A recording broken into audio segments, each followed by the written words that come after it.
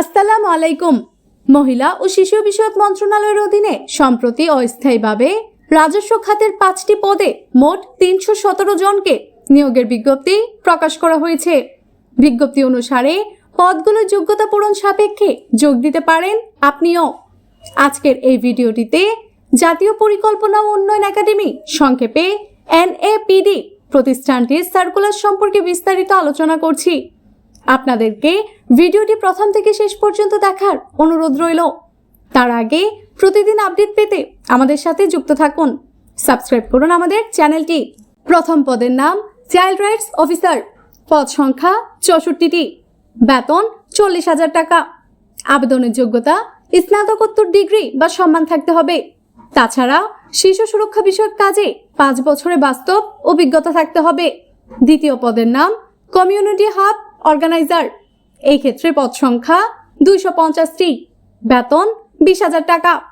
আবেদনের যোগ্যতা HSC পরীক্ষায় উত্তীর্ণ হতে হবে। অর্থাৎ আপনি যদি HSC পরীক্ষায় পাশ করে থাকেন তাহলেই এই পদে আবেদন করতে পারবেন। তাছাড়া প্রশিক্ষণ পরিচালনায় অভিজ্ঞ ও দক্ষ হতে হবে। এরপর আছে অফিস সহায়ক। পদ সংখ্যা 1টি। বেতন 17,610 টাকা। এই ক্ষেত্রে আপনি যদি SSC পরীক্ষায় পাশ করে থাকেন এবং সংশ্লিষ্ট ক্ষেত্রে কাজ করার 8 বছরের বাস্তব অভিজ্ঞতা থাকে তাহলেই আপনি আবেদন করতে পারবেন। 4 নম্বর পদের নাম নিরাপত্তা প্রহরী। পদ সংখ্যা 1টি। বেতন 17,610 টাকা। আপনি যদি 8ম শ্রেণী বা সমমানের পরীক্ষায় পাশ করে থাকেন তাহলেই নিরাপত্তা প্রহরী পদে আবেদন করতে পারবেন। তবে এই ক্ষেত্রে সংশ্লিষ্ট ক্ষেত্রে কাজ করার 10 বছরের বাস্তব অভিজ্ঞতা থাকতে হবে। 5 নম্বর পদের নাম পরিচ্ছন্ন কর্মী।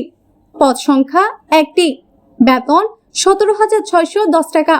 আবেদনের যোগ্যতা এই ক্ষেত্রেও 8ম শ্রেণী বা সমমানের পরীক্ষায় পাশ হতে হবে। সংশ্লিষ্ট ক্ষেত্রে কাজ করার 10 বছরের বাস্তব অভিজ্ঞতা থাকতে হবে। এই 5টি পদের ক্ষেত্রেই আবেদন প্রার্থীদের মধ্যে জাতিসংঘের আর্থিক ও কারিগরি সহায়তায় পরিচালিত প্রকল্পে বিশেষভাবে বাংলাদেশ সরকার ও ইউনিসেফের যৌথভাবে বাস্তবায়িত শিশু সুরক্ষা সম্পর্কিত প্রকল্পে কাজের পূর্ব অভিজ্ঞতা সম্পন্ন প্রার্থীদের অগ্রাধিকার প্রদান করা হবে। আবেদনের নিয়ম: আগ্রহী প্রার্থীরা আবেদনপত্র পূরণ করে আগামী 25শে জুনের মধ্যে জমা দিতে পারবেন। ধন্যবাদ এবং আপনাদের ভবিষ্যতের জন্য শুভকামনা। আরও নিয়োগ বিজ্ঞপ্তি পেতে সাবস্ক্রাইব করে আমাদের সাথেই থাকুন।